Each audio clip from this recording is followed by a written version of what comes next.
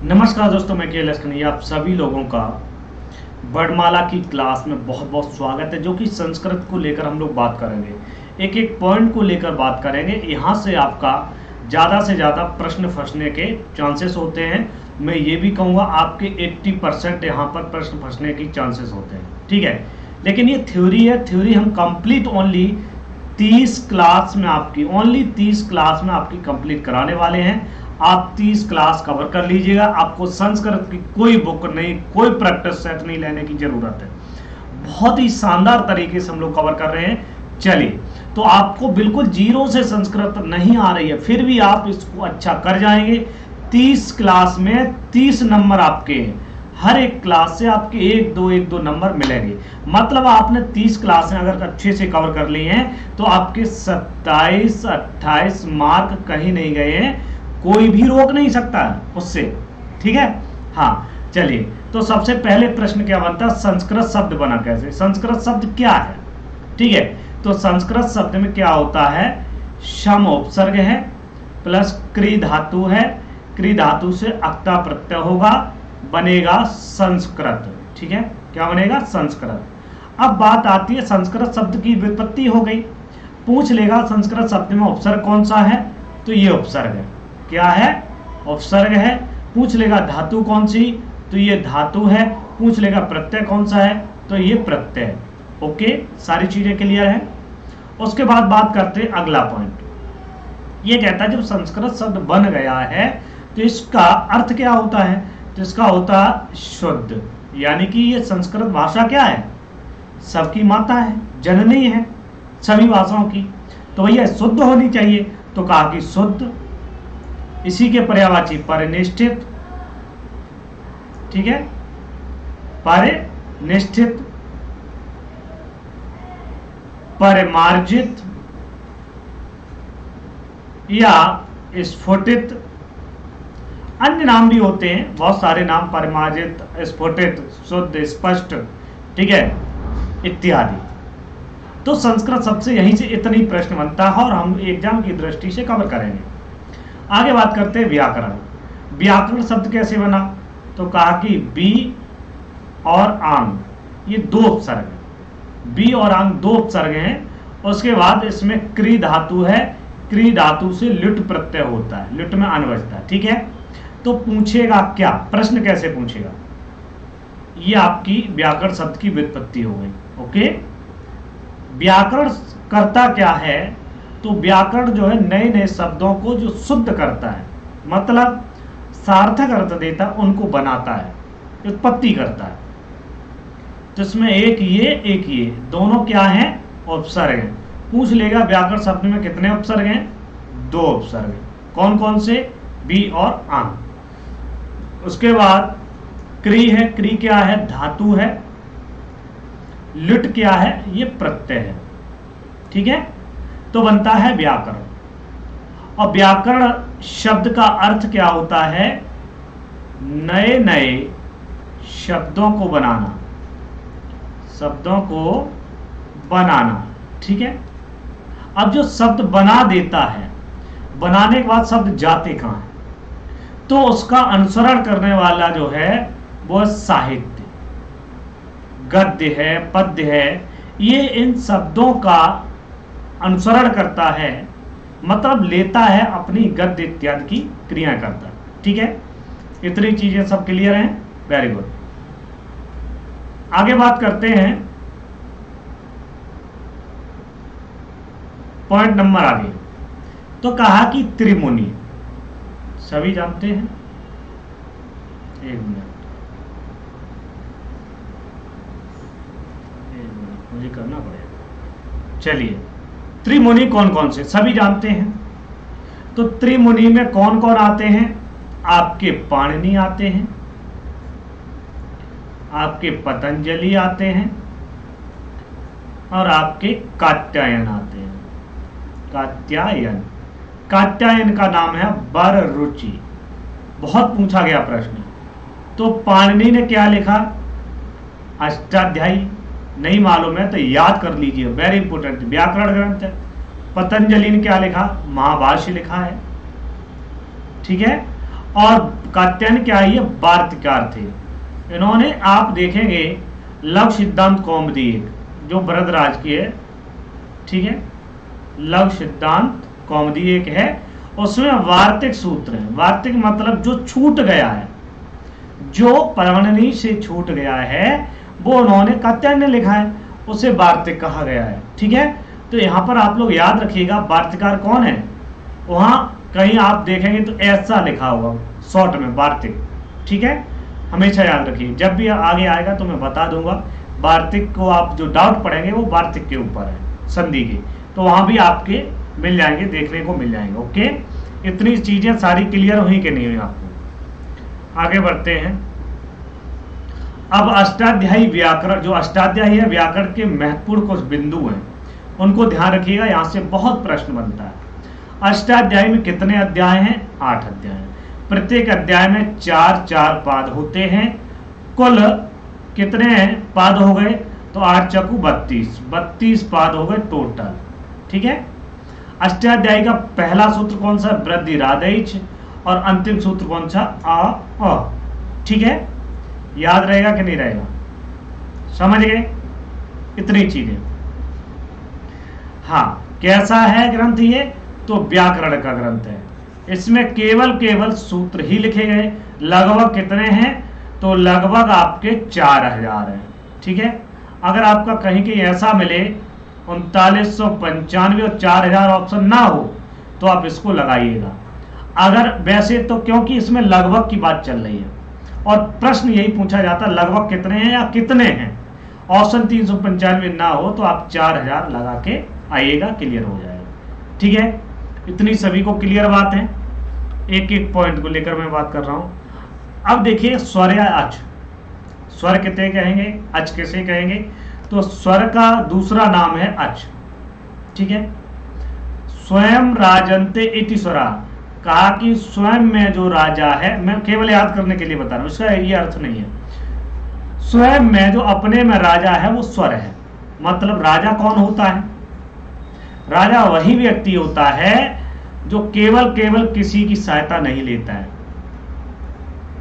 किसी की सहायता नहीं लेता है। ठीक है, नहीं लेता है, उसे हम क्या कहेंगे? राजा कहेंगे। और स्वर का क्या है? स्वर भी किसी वर्ड की सहायता नहीं ले जाते हैं, अपने आप से उच्चारित होने वाले वर्ड। ठीक है, किसी की सहायता न ली जाए और अपने आप से उच्चारित वर्ड को हम स्वर कहते हैं। ये परिभाषा थी, लेकिन हमने इस शीट को थोड़ा सा पलट दिया। किसी की सहायता न ली जाए, नहीं लेता कौन? राजा, तो वह स्वर है, वह महान है। ठीक है, तो इसी प्रकार से स्वर को याद रहेगा ना। स्वरों की संख्या कितनी है? तो स्वरों की संख्या है 9। कैसे? तो आपको मैं गिना दूं। अच प्रत्याहार में आने वाले अचा स्वरा कहा गया। क्या कहा है? अचा स्वरा। तो अच प्रत्याहार में कौन कौन से आएंगे? अयोड़, ठीक है, रील रेक, ये सूत्र आपको याद करने हैं, ध्यान रखना। अयोड़, रील रेक, एओंग और आई औज। ठीक है, तो आ से लेकर चा तक जाएगा। आ यहाँ है, चा यहाँ है। अंतिम वर्ड जोड़ते नहीं। क्यों नहीं जोड़ते? क्योंकि हलंत वर्ण होता, आधे वर्ड की कोई गिनती नहीं होती, इसलिए आधा ना बनो, पूरा बनो। ठीक है, तो हमने आ देखा 1 2 3 4 5 6 7 8 9, तो 9 हो गए। ठीक है, हाँ। उसके बाद आपका दूसरा ऑप्शन अगर 9 न मिले तो आपके 13 माने जाते हैं। ओके, हाँ। उसके बाद अगर ये भी ना मिले तो 13 9 22 हो गए कुल। तो इस प्रकार से आपके क्या हो जाएंगे?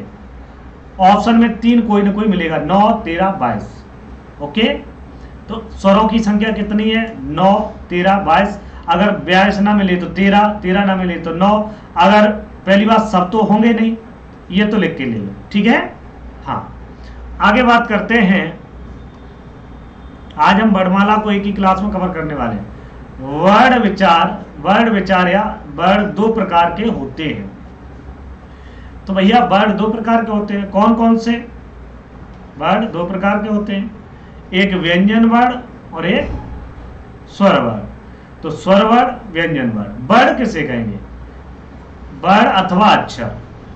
न क्षरति इत्यक्षरा, जिसका क्षरण ना हो, न नश्यति इति अक्षरा, जिसका कोई नष्ट ना हो, तो ऐसे को हम क्या कहेंगे, वर्ण या अक्षर कहेंगे। जिसका क्षरण ना हो, खत्म ना हो, विनाश ना हो, ऐसा अक्षर शब्द की व्युत्पत्ति लभ्यम अर्थात, तो ऐसा अक्षर शब्द का व्युत्पत्ति लभ्यम, जिसका उत्पन्न ही प्राप्त हो, कभी खराब ना हो, गलत ना हो, नष्ट ना हो, उसे हम क्या कहेंगे, अक्षर कहते हैं। ठीक है, इतनी बात सभी को क्लियर है।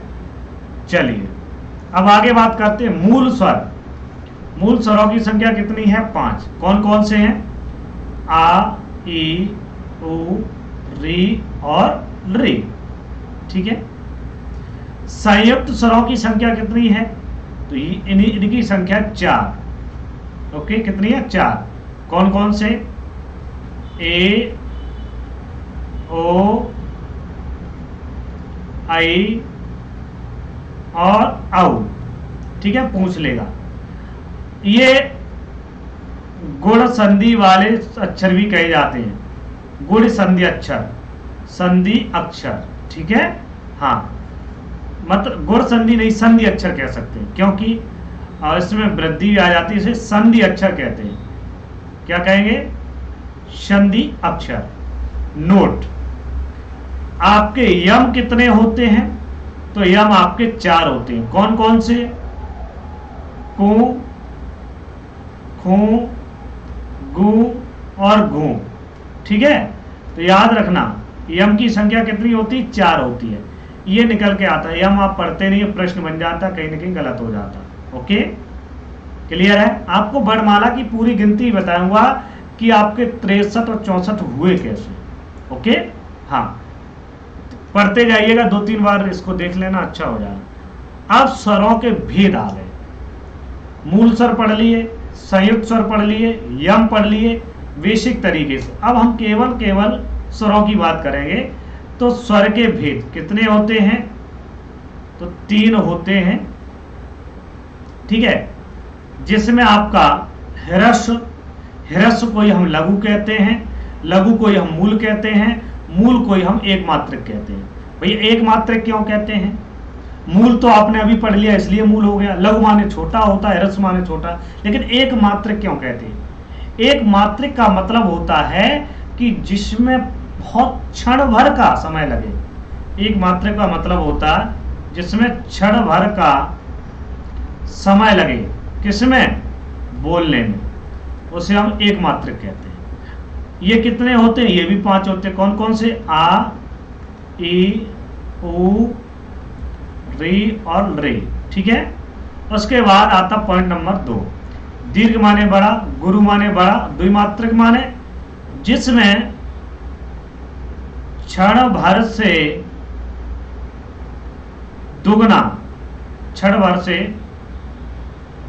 दुगना समय लगे बोलने में उसे हम क्या कहेंगे, द्विमात्रक कहेंगे। जैसे आ, अभी बोल रहे थे अ, अब आ। ठीक है, ई, उ, री डबल टांग वाली, उसके बाद ए, उसके बाद ए, आई, औ, ए, आई, ओ, औ। ठीक है, ये आपके देख रहे हैं ना, इसको मैं फिर से लिख देता हूं। ओके, तो देखिएगा ए, आई, ओ, औ। ओके, ये आपके 8 वर्ड आते हैं। कितने वर्ड आते हैं, 8 आते हैं दीर्घ में। सब जोड़ते चलना, आगे हम बताएंगे पूरा कंप्लीट। अब आगे बात करते हैं प्लुत या त्रिमात्रक। प्लुत या त्रिमात्रक, इसमें प्लुत किसे कहेंगे, तो प्लुत कहेंगे इसको, ये सिंबल किसका है, प्लुत का। त्रिमात्रक मतलब होता 3 गुना समय लगे, 3 गुना समय लगे, किसमें, बोलने में। ठीक है, उसे हम कहेंगे त्रिमात्रक। जैसे उदाहरण के तौर पर अगर आ जाए प्रश्न में, एक आए ओम और एक आ जाए ओम, पूछ लेगा इसमें शुद्ध कौन सा है। ठीक है, हाँ। अब इसमें वर्ड कौन कौन से आएंगे, तो वर्ड आएंगे आपके स्वर, और स्वर में कौन से, ह्रस्व दीर्घ दोनों ही। 8 5 13 वर्ड आएंगे, मतलब 8 दीर्घ के और 5 ह्रस्व के, तो 13 वर्ड आएंगे। 13 वर्ड में यही लगातार चला जाएगा। ओके, तो इसमें बोलते हैं ना ओ, तो शुरू से होता है ह्रस्व से ओ, बढ़ते चले जाते हो दीर्घ तक, ओ प्लुत तक आते हो, तो तीनों का समय मिल जाता है इसी में। ठीक है, तो इसे हम प्लुत या त्रिमात्रिक स्वर कहते हैं, जाने रहिएगा। ये तो स्वर की बात हो गई। अब बात आती वर्णों का उच्चारण काल। ठीक है, एक मात्रिक मतलब जैसे आ, जो हमने बता चुके हैं, क्षण भर, इसमें क्षण से दुगुना, इसमें 3 गुना। ठीक है, मात्रा काल किसे कहेंगे, जो मात्रिक लिखा है, मात्रा काल माने समय, मात्रा का समय, तो एक मात्रा का काल कहेंगे पलक झपकने। जैसे आपकी पलक झपकती है, इतना जो समय लगता कि तुरंत आंख बंद हुई खुल गई, इसे हम मात्रा का काल कहेंगे, एक मात्रा का समय कहेंगे। ठीक है, चलिए अब आती है बात व्यंजन हल वर्ड की। व्यंजन को और क्या कहते हैं, हल वर्ड कहते हैं। ठीक है, अनवग भवति व्यंजनम, कहा कि जिसमें अपनी क्षमता ना हो, जिसमें अपनी क्षमता ना हो, किसी दूसरे की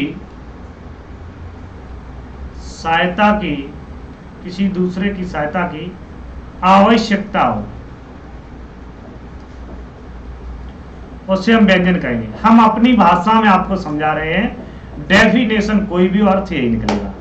डेफिनेशन जो होती है वो यही कहती है कि व्यंजन वो व्यंजन वर्ड जो अपने सहायता से उच्चारित ना हो, किसी स्वर की सहायता से उच्चारित होते, उसे हम व्यंजन कहते हैं।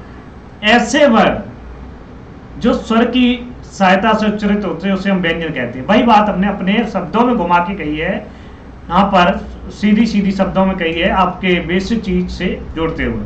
जिसमें अपनी क्षमता ना हो, कार्य करने की अपनी क्षमता ना हो, किसी दूसरे की सहायता की आवश्यकता हो, उससे हम व्यंजन कहेंगे। तो भैया आप का हो का, तो इससे क्या बोलो केवल है ना, और इसी में प्लस में जब आ कर देंगे तो आप जानते अ, तो बोलेंगे क, तो क। ठीक है, तो क मिलके क बन जाता है, तो इसमें स्वर का मिलाप हो जाता है। इस चीज से आप लोग उच्चारण ध्यान रखिएगा। ओके, चलिए व्यंजन के प्रकार, कितने प्रकार होते हैं व्यंजन के, 3 प्रकार होते हैं, राइट। हाँ, कौन कौन से, स्पर्श व्यंजन, अंतस्थ व्यंजन, उस व्यंजन। स्पर्श व्यंजन में कितने वर्ड आते हैं, तो कुल टोटल आते हैं 25। अब ये प्रश्न कैसे पूछा जाता है, स्पर्श व्यंजन में 25 वर्ड आते हैं, स्पर्श व्यंजन 5 वर्ग आते हैं। स्पर्श व्यंजन में जो है का से लेकर मां तक के वर्ड आते हैं। ठीक है, और इसमें कहा गया है कि का, ये प्रश्न बनता है कादयो मावसा नाम स्पर्शः, ये पूछ ले कादयो मावसा नाम डैश डैश डैश डैश, या ये पूछ लेगा डैश डैश डैश डैश स्पर्शा किम वर्णा। ठीक है, हाँ, तो याद रखिएगा कितने वर्ग आते हैं, 5 वर्ग। कौन कौन से, तो आपके क वर्ग, का च टा ता पा, तो क वर्ग, च वर्ग, ट वर्ग, त वर्ग, प वर्ग। ठीक है, 25 वर्ड ये हो गए। अंतस्थ वर्ड कितने, 4। अंतस्थ को हम यण भी कहते हैं। ओके, और अंतस्थ में या, व, र और ला, ये 4 वर्ड आते हैं। ऊष्म वर्ड जो है ये भी कितने होते हैं? 4 होते हैं। इन्हें सल प्रत्याहार के अंतर्गत सल भी कहते हैं। कौन कौन से होते हैं? तो सा, शा और हा, 4 वर्ड होते हैं। तो ये इंपॉर्टेंट है, आपके प्रश्न पूछ लिए जाते हैं और यही आपके संधि में सब आएंगे। आप वर्णमाला को अच्छे से कर लीजिएगा। मिश्रित व्यंजन वर्ड कितने होते हैं? अब देखिए, मिश्रित स्वर और मिश्रित व्यंजन। तो मिश्रित व्यंजन वर्ड होते हैं छ, त्र, ज्ञ, 3 वर्ड होते हैं, हमेशा याद रखिए, 4 मत लगा के चले जाना। उदित वर्ड कौन कौन से होते हैं? तो उदित वर्ड होते हैं कु, चु, टू, तू, पू। अब ये कैसे होते हैं? क्योंकि इनके ऊ की क्या होती है? संज्ञा होती है, इसलिए इनको उदित वर्ड कहते हैं। अयोग वाक्य कितने होते हैं? अयोग वाक्य की संख्या 4 होती है। कौन कौन से? अनुस्वार, विसर्ग और कवर्ग, खवर्ग और आपके पवर्ग, फवर्ग। ठीक है, तो ऐसे तो हम कहेंगे क्या? अनुस्वार, राइट। इसे हम क्या कहेंगे? विसर्ग। इसे हम क्या कहेंगे? ऐसे प्रश्न आते हैं, जीवामूलम या जीवामूली, इसे क्या कहेंगे? उपपदमानी। ठीक है, तो ये आप लोग याद रखिएगा, इंपोर्टेंट है। अयोग भाग या ये पूछ ले जीवामूलम कैसा वर्ड? उदित वर्ड है, मिश्रित है, स्वर है, व्यंजन है, अयोग भाग है। तो सीधा प्रश्न ये बन जाता है। आप लोग पॉजिटिव सोचो, लेकिन ऐसा मत सोचो क्रम की यहाँ अनुस्वार, विसर्ग, जीवामूल्य और उपपदमानी, उसके पलट वाले भी अपोजिट भी सोचो, प्रश्न अपोजिट भी बन सकता है। यहाँ से प्रश्न 10 से 15, 20 प्रश्न बन सकते हैं कि अनुस्वार क्या है, अनुस्वार किससे प्रदर्शित करते हैं, अनुस्वार किसके अंतर्गत आता है।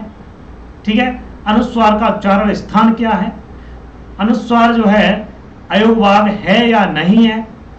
ठीक है, ऑप्शन में परिवर्तन कर देगा। अब आते हैं माहेश्वर सूत्र। माहेश्वर सूत्र को हम सोपान भी कहते हैं, माहेश्वर सूत्र को खंड कहते हैं, आदि नामों से। माहेश्वर सूत्र को शिव सूत्र कहते हैं, माहेश्वर सूत्र को पाणिनि सूत्र कहते हैं, माहेश्वर सूत्र को प्रत्याहार सूत्र कहते हैं। ठीक है, तो ये याद रखिए कि पाणिनि सूत्र, शिव सूत्र। ठीक है, हाँ, कितने होते हैं? 14। सभी का आंसर है 14। अब ये क्या, ये आपको याद करने पड़ेंगे, याद जरूरी है। ठीक है, तो अयोड, रिलिट, एवं, अयोच, हैवरट, लण, यमगढ़ नाम, झवय, घट 10, जबगढ़ 10, खप, चढ़, तब, कपय, ससर, हल। 14 सूत्र, 14 सूत्रों का ही कमाल है 42 प्रत्याहारों में। ठीक है, जो कि ये प्रत्याहार के लिए बनाए गए, प्रत्याहार की उत्पत्ति के लिए जो कैसे बनेंगे वो आप जानिएगा। माहेश्वर सूत्रों में हा को 2 बार क्यों गिना गया? ठीक है, तो कहा कि अटेक प्रत्याहार और सल प्रत्याहार नहीं बन रहे थे, तो इसलिए एक तो हैवरट का हा और एक आपका हल का हा, ठीक है, करने के लिए गिने गए। इत संज्ञा करने वाला सूत्र है हलंत्यम। ये क्या कहता है? जैसे आपने अभी पढ़ा था अयोर, क्या पढ़ा था? अयोर। तो इसमें अंतिम हलवर्ड कौन सा है? ठीक है, इसमें अंतिम हलवर्ड कौन सा है वो जरा बताएं। तो देखिएगा, हलंत्यम क्या है? ये अंतिम हलवर्ड की इत संज्ञा करता है। इत संज्ञा का फल क्या होता है? उस वर्ड का लोप हो जाता है, लोप हो जाता है। समझ गए? हाँ, तो यहां पर अंतिम वर्ड ड़ा है, तो इसका इससे संज्ञा हो जाएगी सूत्र से, हलंत्यम से, तो इसका लोप हो जाएगा। सर फिर क्या बचेंगे? फिर बचेंगे आ, ई, ओ, 3 वर्ड ही बचेंगे, इसीलिए प्रत्याहार में इन्हीं को गिना जाता है। ठीक है, चलिए आगे बात करते हैं। प्रत्याहार कितने होते हैं? 42 होते हैं। प्रत्याहार विधायक सूत्र कौन सा? आज रखते हैं ना, Samhita is correct, right, okay. Note, Sanskrit व्याकरण में 42 प्रत्याहार है। कुल विद्वानों ने रा, जो लड़ आप पढ़ते लड़, ठीक है, तो ड़ा और यम प्रत्याहार भी मानते हैं, अतः इनके अनुसार प्रत्याहार 43 और 44 होते हैं। लेकिन कुल मिला के ऑप्शन में अगर 42 दिया हो तो आप 42 ही लगा के आना।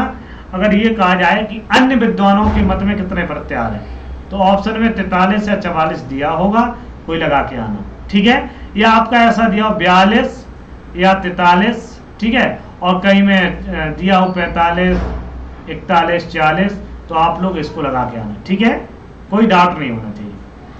अब प्रत्याहार जो 42 हैं वो इस प्रकार हैं, 42 प्रत्याहार, इनको थोड़ा याद रखना, नहीं रख पाओ तो फिर कोई दिक्कत नहीं है, लेकिन कुल मेन इंपोर्टेंट मैं बता रहा हूँ। अक प्रत्याहार को याद रखना, अच को, अट को, उसके बाद एक को, उसके बाद एंग प्रत्याहार एच, ऐच, हस, हल और यण, इतना याद, जो मैं टिक कर दे रहा हूँ वो याद रखना, ठीक है। बनाए कैसे जाते हैं वो चीजें। उसके बाद झस, दोनों प्रत्याहार झस, उसके बाद जस, खर,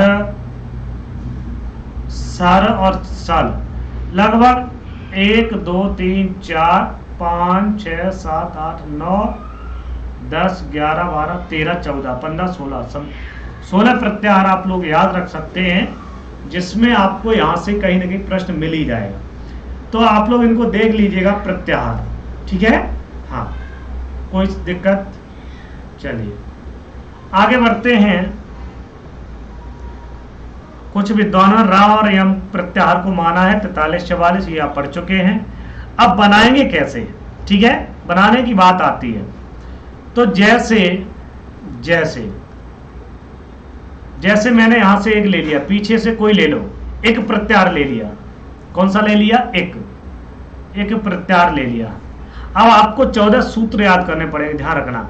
एक प्रत्याहार ऐसा कौन सा सूत्र है जिसमें ई आता है पहले और अंतिम कावड़ हलंत आता है, तो आप याद रखो सूत्र आई ओड़, ठीक, आई ओड़ रील रेक। अब देखो का हलंत है, ई आ रहा है, तो आ को हम काउंट नहीं करेंगे, इससे पहले हम काउंट नहीं करेंगे। और ये भी आपको पता है जो हलंत वर्ण है वो डिलीट हो जाते हैं संज्ञा होने के बाद। तो कुल एक प्रत्याहार में कितने वर्ण आते हैं, ई, ऊ, री और री, ठीक है, कर लोगे। इसी प्रकार से सल प्रत्याहार, सॉरी सल नहीं और कुछ ले लिया, सर प्रत्याहार ले लिया। अब सर प्रत्याहार में सा जो है अब वो हलंत नहीं होना चाहिए, नहीं तो आप जबगढ़ 10 का सा ले लें। तो सूत्र है सस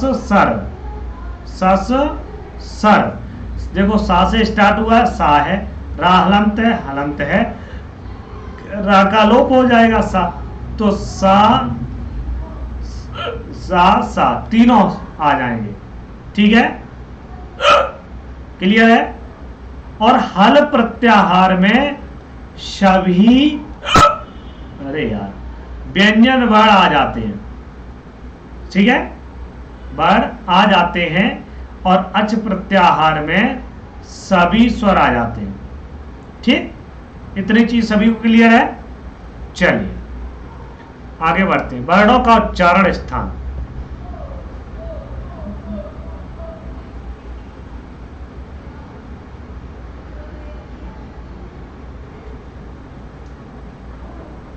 ठीक है, वर्णों का उच्चारण स्थान क्या है, तो आप बहुत अच्छे से जानते भी हैं।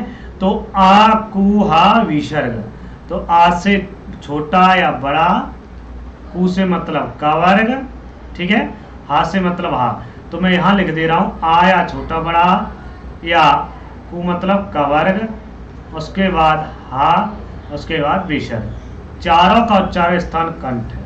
इसी प्रकार से इचुएसानाम तालु, ऋतुरसाणाम मूर्धा, ऋतुलसाणाम दंता, क्लियर है।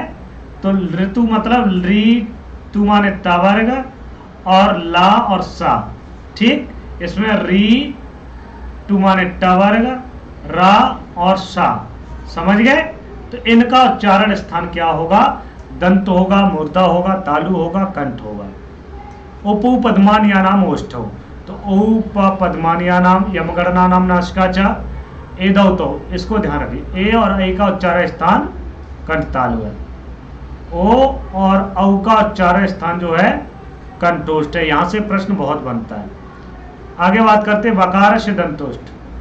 वा का उच्चारण स्थान जो है वा का वो है दंतोष्ठ। जीवामूलम जो हमने जीवामूलस्य या जीवामूलम, तो ये वही वर्ण आएंगे कवर्ग और खवर्ग, पवर्ग और फवर्ग, ठीक है। उपदमानी ये आ जाएंगे, ठीक है। तो अब देखिएगा कुछ महत्वपूर्ण उच्चारण स्थान कैसे हैं, तो मैं इसको आपको बता देता हूं, आप लोग याद रखिएगा। जैसे आपका कवर्ग है, कवर्ग का क्या है कंठ, क्या है कंठ, और इसका पंचम वर्ण गा है, गा का नासिका है, तो कंठ प्लस नासिका किसका होगा गा का, ठीक है। इसके बाद चवर्ग में चा का तालु है, नाम तालु, तो तालु का गा यहाँ का क्या हो जाएगा नासिका, ठीक है। तो यहाँ का क्या हो जाएगा नासिका। इसी पर का चट्टा टवर का ऋतु रसाना मुर्दा होता है, तो मुर्दा हो जाएगा, मुर्दा प्लस नासिका, तो टा ठा डा डा ड़ा में किसका हो जाएगा ये हो जाएगा। तो ये आपके पांचों याद रखिए ना, इचुएसानम तालु ऋतु रसाम मुर्दा और ऋतुलसा, हाँ तवर का, तो दंत प्लस तथा दादा ना। उसके बाद बचता क्या है गांव हो ही गया है, एक और बचा है टा ठा डा, तो का चा टा ता पा, तो पा फा पा मा, तो पा का ओष्ठ है, ओष्ठ प्लस नासिका, ठीक है, तो इसका हो जाएगा माँ का, ठीक। ये आपके विशेषकर उच्चारण। लेकिन प्रश्न ये बनता है पाणिनि के अनुसार उच्चारण स्थान कितने हैं, तो वो 8 ही हैं, ठीक है। हाँ, सबसे महत्वपूर्ण पॉइंट आपके सामने आ रहा, प्रयत्न के प्रकार, या हम इसे क्या कहेंगे यत्न कहेंगे या प्रयत्न कहेंगे, यत्न या प्रयत्न, ये कुल 2 प्रकार के होते हैं। अब यत्न कहते किसे, सबसे बड़ी चीज ये भी निकल के आती है कि यत्न कहेंगे किसको, यत्न कहेंगे किसको, कहा कि प्रयत्न करते, आप क्या कर रहे हैं,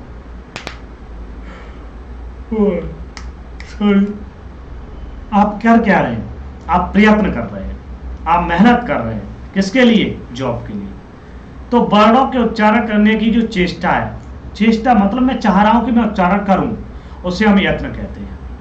प्रयत्न 2 प्रकार के होते हैं, आभ्यंतर और बाह्य। आभ्यंतर 5 प्रकार का होता है, बाह्य 11 प्रकार के होते हैं। तो जब आप लोग आभ्यंतर प्रयत्न पढ़ें तो आप वर्णमाला को रंग जाएं कि हमें आभ्यंतर ही दिख रहा है और कुछ नहीं दिख रहा है, ठीक है। इस चीज को नोट कर लें क्योंकि फिर समस्या होती है। बाह्य प्रयत्न पढ़ें, दोनों में वर्ण वही है, अलग अलग थोड़ी सिचुएशन होती है बस। जब बाह्य पढ़ें तो बाह्य में ही रम जाएं, ओके। चलिए, तो आभ्यंतर प्रयत्न 5 प्रकार के होते हैं, तो ये तो आप अच्छे से पढ़ ही जाएंगे क्योंकि इसमें ज्यादा कोई खास नहीं है। बाह्य में आप लोग का थोड़ी दिक्कत आ जाती है, आप लोग गड़बड़ कर देते हैं, ठीक है। हाँ, और इस चीज को नोट कर लें अच्छे से क्योंकि कोई समस्या ना हो। मैं उम्मीद करता हूँ तालिका इत्यादि भी दे दूंगा बताने के लिए। तो स्पष्ट प्रयत्न किसे कहेंगे, पूछ लिया है कौन से वर्ण का स्पष्ट प्रयत्न। मान लो तो आपके जो स्पर्श वर्ण आते हैं उनको ही हम स्पष्ट प्रयत्न कहते हैं। कितने वर्ण होते हैं 25 वर्ण। अब 25 वर्णों में से यह पूछ लेगा प वर्ण का कौन सा प्रयत्न है, स्पष्ट, ईषद स्पष्ट, विव्रत, समृत इत्यादि, ठीक है। तो आपको स्पष्ट प्रयत्न ही लगाना क्योंकि ये स्पर्श वर्ण के अंतर्गत आते हैं। कितने वर्ग 5 वर्ग। अब फिर वर्णमाला आप पढ़ रहे हो, ठीक है, याद रखना हमेशा काम आएगी वर्णमाला। का से लेकर मां तक के वर्ण आते हैं, सभी जानते हैं, हम पढ़ा भी चुके हैं, उसे हम स्पष्ट प्रयत्न कहेंगे। राइट, समझ में आया कि नहीं आया। स्पष्ट का मतलब होता स्पष्ट उच्चारण बोलने की चेष्टा करना। ईषद स्पष्ट थोड़ा सा स्पष्ट, थोड़ा सा। तो इसमें कौन कौन से वर्ण आएंगे, तो इसमें आपके अंतस्थ वर्ण आएंगे। ठीक है, वही रिपीट हो रहा है कि नहीं, अंतस्थ वर्ण। तो अंतस्थ वर्ण 4 होते हैं, कौन कौन से तो आप जानते हैं, या, वा, रा, ला, इनको हम एड़ भी कहते हैं। क्लियर है। आगे बात करते हैं विव्रत। विव्रतम स्वराणाम, कहा कि इसमें स्वर वर्ण आते हैं, जितने भी स्वर हैं सभी स्वर आते हैं, स्वर वर्ण आते हैं। स्वर वर्ण आपको पता ही है, मैंने बता दिया। ओके, जिसका विव्रत खुला हो, खूब अच्छे से बोल पाओ, आ, ए, ओ, ठीक है, ई सद विव्रत थोड़ा सा, जिसे हम क्या कहेंगे, ऊष्म वर्ण। क्या कहेंगे, ऊष्म वर्ण। ऊष्म वर्णों की संख्या कितनी होती है, 4। कौन कौन से, सा, शा, शा और हा। क्लियर है। ठीक है, इसे हम सल भी कहते हैं, सल प्रत्याहार के अंतर्गत आते हैं। अब समृत है जो उच्चारण मात्र के लिए, समृत को ह्रस्व आ मतलब छोटा आ कहा गया है। ओके, समझ गए। ठीक है, क्लियर है सभी को, एक एक पॉइंट आपका क्लियर हो गया। अब देखो बाह्य प्रयत्न में थोड़ा समझना पड़ेगा। यहाँ सारी मैंने बनाई है, आप लोग स्क्रीनशॉट लेना चाहे तो ले सकते हैं। आभ्यंतर प्रयत्न की पूरी कंप्लीट तालिका है। 25 ये हैं, 4 ये हैं, 9 ये हैं, 4 ये, 1 ये है। ठीक है, हाँ, तो आप लोग स्क्रीनशॉट ले सकते हैं। उसके बाद आगे बढ़ते हैं। क्या, आप बाह्य प्रयत्न देखो, बाह्य प्रयत्न में केवल समझने का फेर है, अंतर कुछ नहीं है। ठीक है,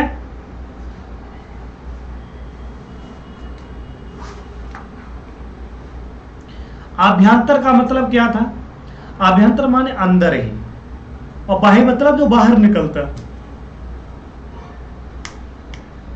ठीक है, बाह्य माने बाहर, प्रयत्न माने प्रयत्न करते हैं निकालने का।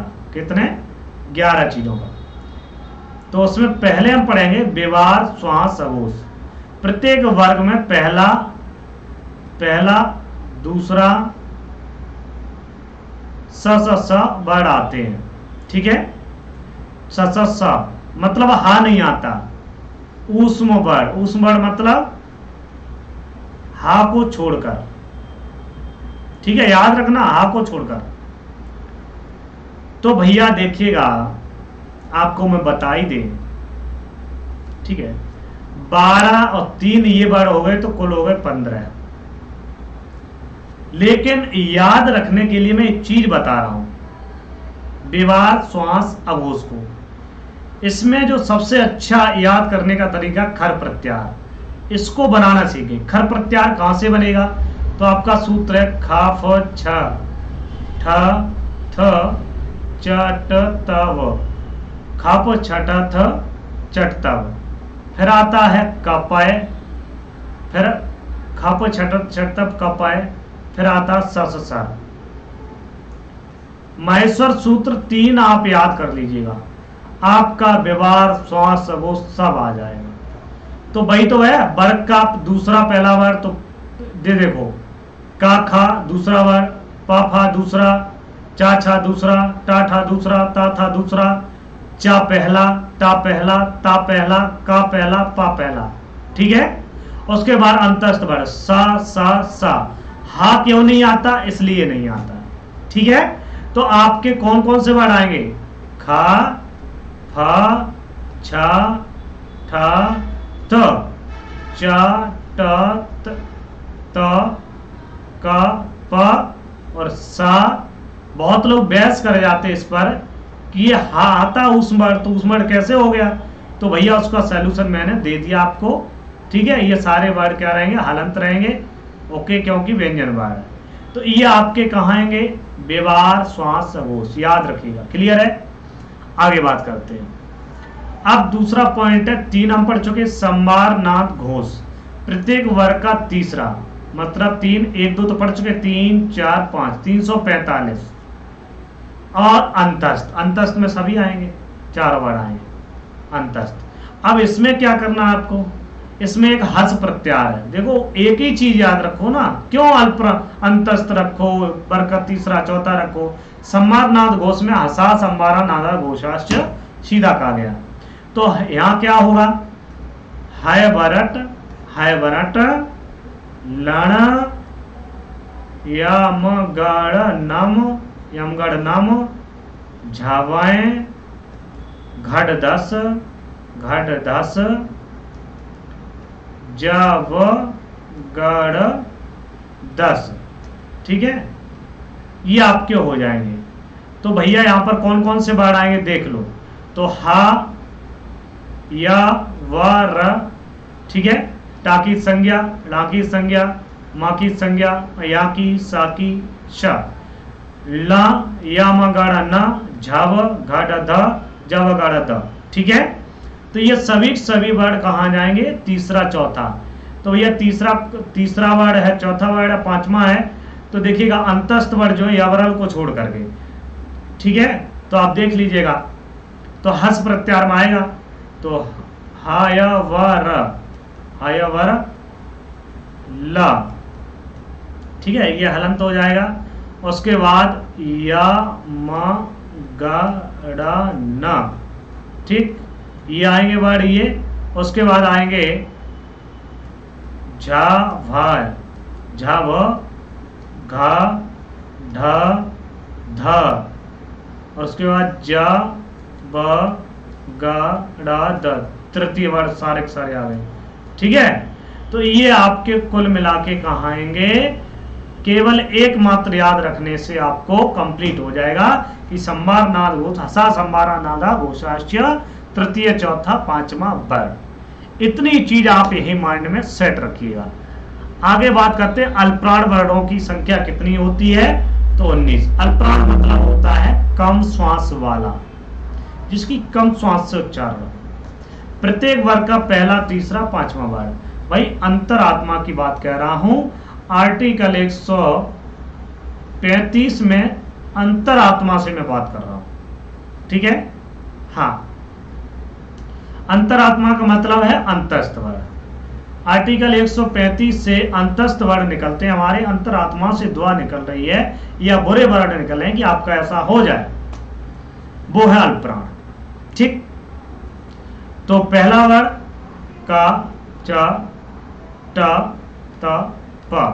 तृतीय वर्ड ग, ज, ड़, द, व।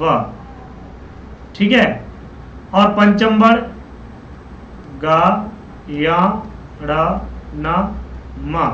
उसके बाद अंतस्थ वर्ड य, व, र, ल। ये आपके सभी वर्ड क्या हैं, हलंत कर दीजिएगा, क्योंकि व्यंजन वर्ड हैं और व्यंजन वर्ड किसी की सहायता जरूर लेते हैं। इतनी क्षमता नहीं है कि अपने द्वारा उच्चरित हो पाए, इसे हम कहते हैं अल्पप्राण। समझ गए? तो ऐसे आप लोग याद रखिए, कुछ ज्यादा कठिन नहीं। आगे बात करते हैं महाप्राण। तो महाप्राण में भैया महाप्राण हो जाता है, निकल लेता आदमी। कितनी वर्णों की संख्या? 14। ठीक है, प्रत्येक वर्ग में दूसरा चौथा। भाई जब 1 2 3 निकल गए तो प्रत्येक वर्ग का दूसरा चौथा रह गया, और ऊष्म वर्ड आते हैं। ठीक है, उसमें अब हावी आ जाएगा। तो देखिएगा यहां पर दूसरा चौथा ऊष्म वर्ड। तो दूसरा कौन सा है? तो दूसरा वही है, खाएगा, छ, ठ, थ। ठीक है, ख, छ, ठ, थ, फ। ओके, चौथा वर्ड घा, झ, ढ, ध, भ। प, फ, ब, भ, म। ठीक है, उसके बाद ऊष्म वर्ड जो है, तो ऊष्म वर्ड आपके स, श, श और हा। तो कुल कितने वर्ड हो गए? तो यहां पर 5 का मल्टीपल कर दो दोनों का, तो भैया 2 है, 5 × 2, 5 दूनी 10 और 4 ये हैं, तो 14। ठीक है, तो ये आपके वर्ड कहाँ आएंगे? महाप्राण। महाप्राण मतलब होता है जिसका अधिक, ज्यादा वायु निकले, प्राण का अर्थ हुआ हो, वायु का अर्थ हुआ हो, बोलने में ताकत ज्यादा लगी हो, भीतर से अधिक वायु को लगाया हो कि जब चिल्लाते हैं तो पूरी ताकत लगाते हैं। ठीक है, तो उसे महाप्राण कहेंगे। ठीक है, अब देखिएगा आगे बढ़ते हैं। हमने देखो संवारनाद घोष पढ़ा है, व्यवहार श्वास घोष पढ़ा है, 3 + 3, अल्पप्राण पढ़ा है +1, महाप्राण पढ़ा है +1 +3, ये उदात्त अनुदात स्वरित, ये वेदों में प्रयोग होता है, यही सीधा प्रश्न पूछा जाता है और इसमें सभी स्वर आ जाते हैं। ठीक है, बस तो 3 + 3 6, 7 8 8 3 11, कुल मिला के हमने बाह्य प्रयत्न 11 पढ़ लिए। ये बात आपको समझ में आ रही है या नहीं, क्लियर हुआ कि नहीं हुआ वर्णमाला? ठीक है, हाँ। अब वर्णमाला की कुछ प्रमुख संज्ञाएं हैं, ये आप लोग सूत्र याद रखिएगा। ठीक है, क्योंकि टाइम बहुत हो रहा है, ओवर हो रहा है, लगभग 45 मिनट की क्लास हो चुकी है, तो 5 मिनट में आपकी संज्ञाएं जो है और देख लीजिएगा बस। व्याकरण की प्रमुख संज्ञाएं हैं, तो वृद्धि संज्ञा का सूत्र वृद्धिरादेश, गुण संज्ञा का अधीन गुणा, संयोग संज्ञा का हलंतर संयोगा, अनुनासिक संज्ञा का मुखनाश का वचनोन्नास का। ठीक है, तुल्याच प्रथम सवर संज्ञा करने वाला सूत्र, प्रक्रिया संज्ञा करने वाला, घा संज्ञा करने वाला तरफ तंपु घा, निष्ठा संज्ञा अक्ता अक्तवतु निष्ठा, इंपोर्टेंट पॉइंट ऑफ व्यू लिए हैं।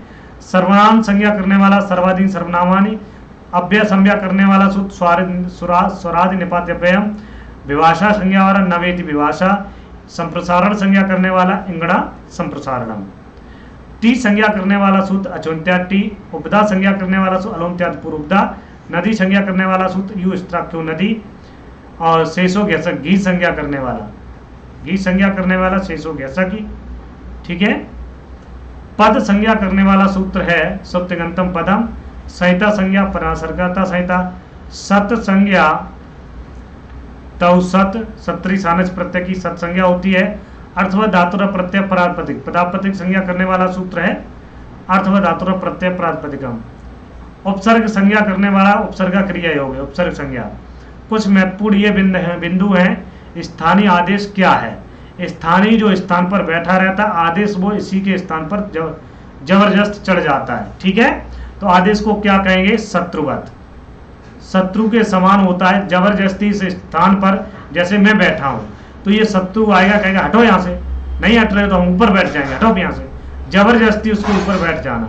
आगम क्या होता? आगम होता मित्रवत, मित्रवत होता है, मतलब ये सब बैठे हुए हैं तो थोड़ी सी जगह उसे मिली, उसे खिसक के अपनी जगह बना ली, ये मित्रवत है। निमित्त को क्या कहते हैं? निमित्त मीन्स होता कारण। कहा कि हम आदेश जब करते हैं तो कहा कि जो व्यक्ति वहां बैठा होता है वो तो उठ जाता, मान लो जबरदस्ती ले लिया, लेकिन उसका अस्तित्व तो बना रहता है ना, तो वो निमित्त हो गया। मान लीजिए आप पढ़ रहे हैं, डेली आते हैं, एक दिन नहीं आए तो आपका अस्तित्व चला गया कि आपने क्लास नहीं ली। ठीक है, हाँ, तो इसलिए मैं कहता हूं निमित्त को क्या कहते हैं? कारण कहते हैं उस चीज को। अब आपके कुल वर्णमाला के अक्षर कितने होते हैं ये आप देख लीजिएगा। इन चीजों को मैंने पढ़ाया है कि नहीं पढ़ाया है, यहीं से प्रश्न आपका बन जाएगा। स्वर कितने होते हैं? तो 9। ठीक है, ह्रस्व कितने होते हैं? 5। दीर्घ स्वर कितने होते हैं? 8। ठीक है, तो अब 13 कैसे हुए थे और 13 22 कैसे हुए? तो ह्रस्व और दीर्घ स्वर को मिला दो, 8 5 13, 9 आपका है ही, उसके बाद 9 और 13 मिला दो तो 22, ये आपके 22 स्वर हो गए। व्यंजन वर्ण कितने हैं? तो 22 प्लस 33, 4 अयोग भाग प्लस 4 यंबर जो कि हमने बता दिए थे, तो कुल मिलाकर 4 4 8 8 3 11 2 13 और एक हासिल है तो 3 2 5 और 1 6 63 हो गए कि नहीं? 63। तो ला को 2 स्वर के मध्य विशिष्ट वर्ण अगर मानते हैं तो उनके मध्य में वर्णों की संख्या हो जाएगी 63 64, मतलब 63 तो यही 64 हो जाएगी। तो यही आपकी 63 64 में जो भ्रांति थी वो आपकी मैंने निकाल दी। ठीक है, क्लास कैसी लगी जरूर बताइए। संधि प्रकरण आपका आगे होने वाला है बहुत ही जबरदस्त। Thank you so much, bye bye, take care.